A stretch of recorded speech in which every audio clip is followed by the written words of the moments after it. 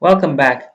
Now that we have set up our Parse server instance and it's working successfully based on the test we conducted earlier, it's now time for us to set up the Parse-Dashboard, which is a GUI web-based platform for Parse server database management, and it's really nice.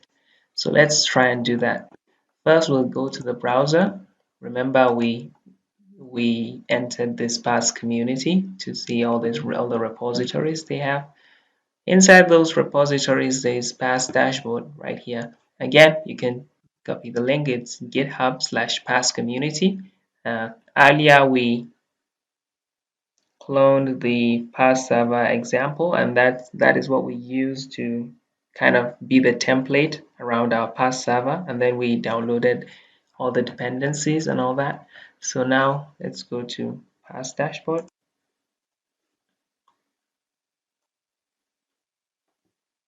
Okay, we scroll a bit down.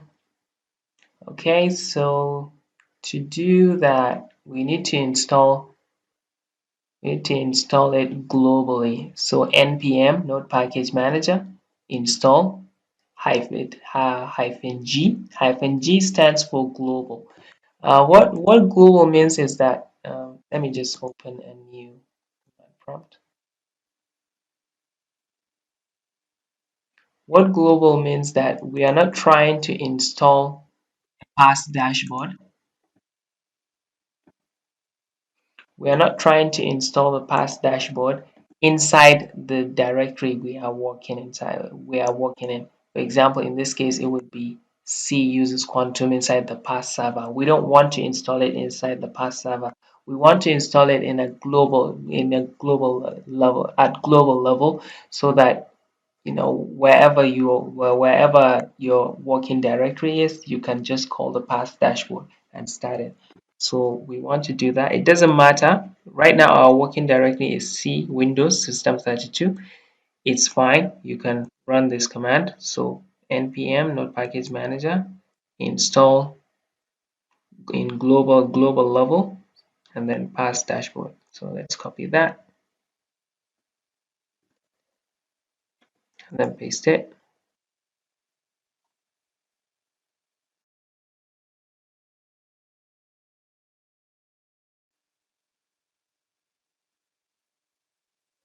Another deprecation warning. It's fine.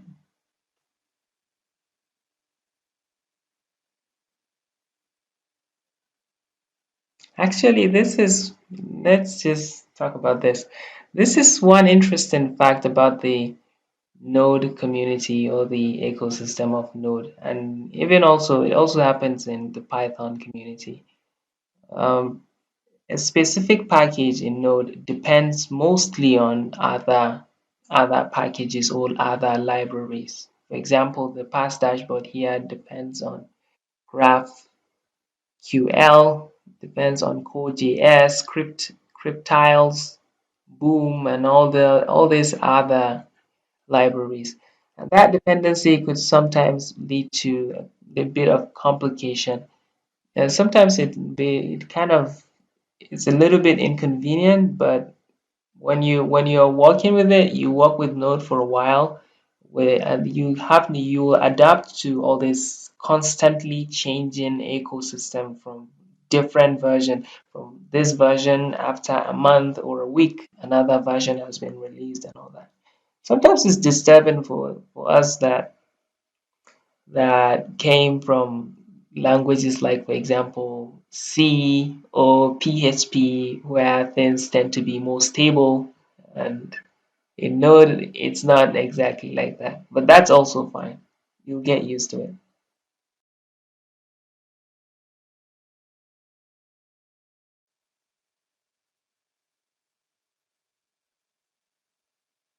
Okay, Parse-Dashboard has been installed.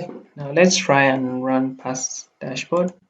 Um, we'll copy this, but not all of this. So first, we'll copy the Parse-Dashboard. We definitely need the Parse-Dashboard keyword. So Parse-Dashboard then give a space. Then we need to give the argument or the parameter app ID. What is our app ID? We can just copy that. We don't have to cram it. We used Cluno5. That is the app ID. Click paste it here. And then master key. And then you specify the master key.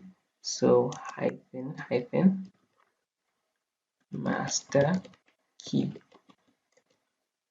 And then your master key, I believe we used 3428.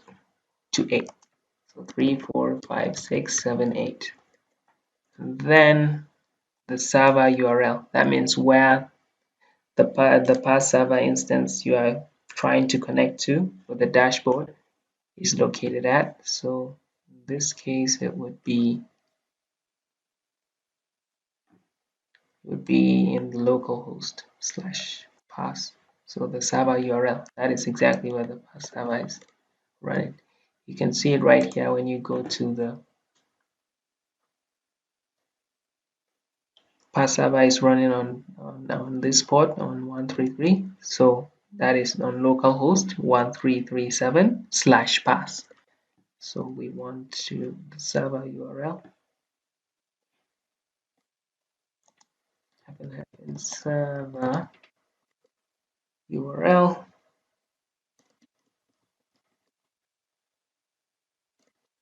Then you have to put it in quotes / Parse. We don't need to give this app name. Also, they even specify that it's optional, so we can just try running it. Okay, now Parse-Dashboard is running on this URL, so let's copy that.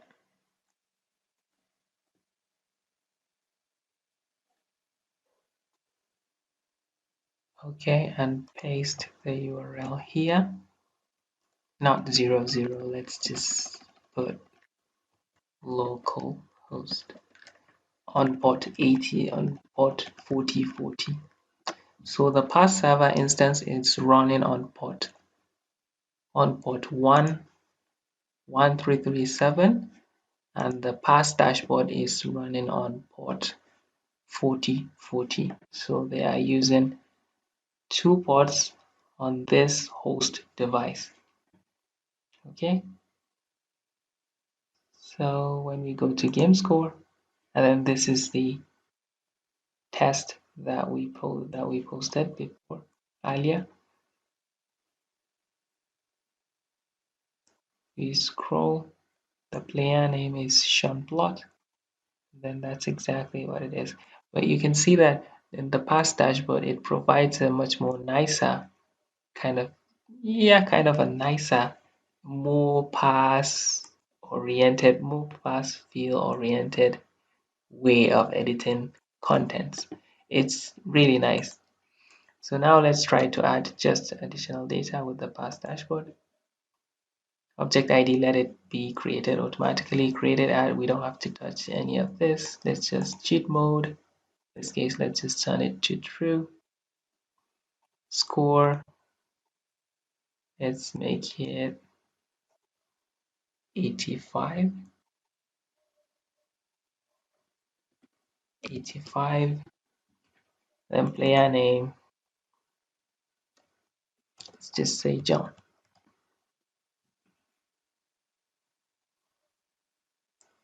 Okay, so it has been updated successfully. Now if we refresh here, then now all of a sudden we have John or school 85. So now we don't have to use Compass anymore. Although let me just say that in Compass you can either view the data, that means the documents in a collection in this format, or you can view it in JSON format when you click here. So it provides a JSON format, or in a tabular format, similar to what the Parse-Dashboard they offer. So which is nice. But now we don't need Compass anymore, so let's just close it. And now our Parse-Dashboard has been configured successfully. So every single time we want to run the Parse-Server instance, we'll first, let me just close it. We'll click Control C. Then we want to shut down. We want to visit this Parse-Server, this folder where Parse-Server is located, and then run the command npm start. And then after that, when Parse-Server has been started successfully, we want to open another command prompt. One short way of doing that is when you're anywhere you are, when you hold your shift key and then right click, this additional context menu option appears. Open PowerShell window here. You can use PowerShell, but I don't really like PowerShell. I prefer command prompt. So you could just do this, go to Windows System and then command prompt, and then you run the command for the dashboard. That is Parse-Dashboard. You provide the app ID and the master key and then the server URL. We are going to copy that right now. So let's close the Parse-Dashboard. Click the up arrow twice, and this is our config. We'll copy it. Then let's just save it here inside the text document. We'll call it the Parse-Dashboard config, maybe, or parameter. It's more like a parameter, like the way you access it. Now, the Parse-Dashboard, additionally, if you want to provide the config in a kind of a standard format where you save it permanently, and every single time you don't have to write this very long command of Parse-Dashboard / app ID blah blah blah. You can just create a file, which is a JSON file. So let me just copy the entire thing, since we can edit everything from the file name to the file format. Just copy, and then I'll create a new file, text file. Even though it's not going to be text, we'll copy, include in the format, and then paste it so that it turns into. So now it's a JSON file, and then let's just drag and drop it to code, and then you can just copy the config here, paste it. Apps. Okay, let me see.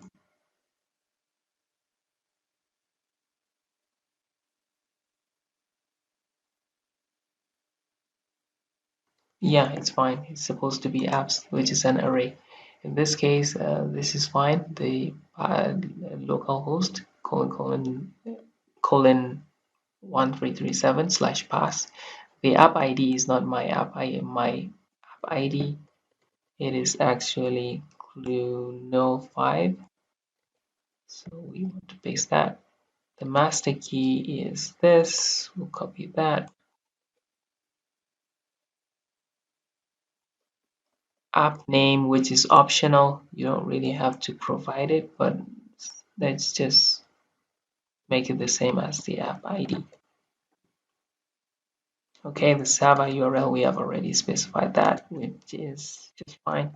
And then now we just save this file. So Control S and then close it. Now instead of running Parse-Dashboard with all these parameters or arguments, you can just go to, let's change the folder to C users. Oh, sorry, / you have to go to root. So / means root, / with nothing before it. So / users and then quantum dashboard, and just enter that dar So this is where our config is located. And then you can just say, let me run the Parse server first. And then you can just say Parse dashboard. So we call the program Parse-Dashboard, and then we pass it the argument. So you can just start writing pass and then click tab. It will finish the Parse-Dashboard config.json file. So all the information about the app ID and the master key and the server URL are inside this JSON file. So you don't have to write them every single time. You have to you do all you need to do is call the Parse-Dashboard application and then point it to the direction of this Parse-Dashboard config file, and then click enter.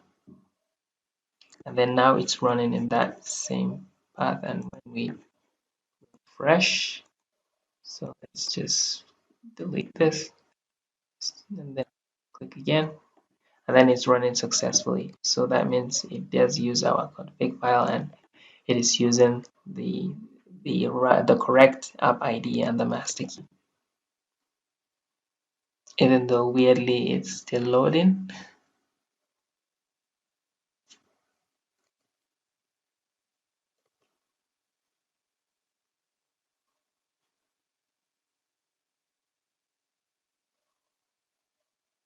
Okay, so it doesn't really work. So let's close it.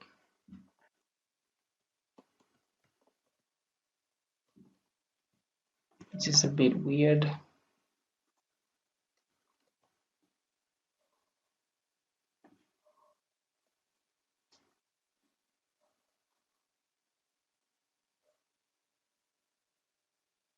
Oh, sorry, we made a mistake. We are supposed to actually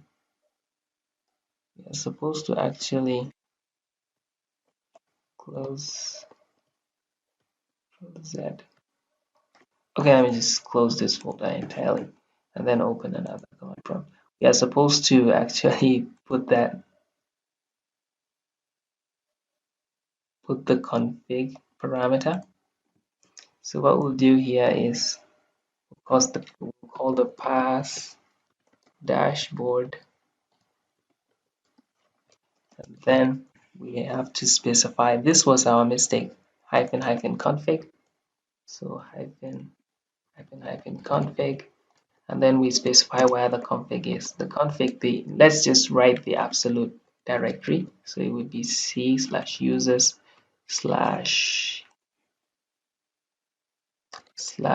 quantum / desktop, and then this file. So p, and then just click tab.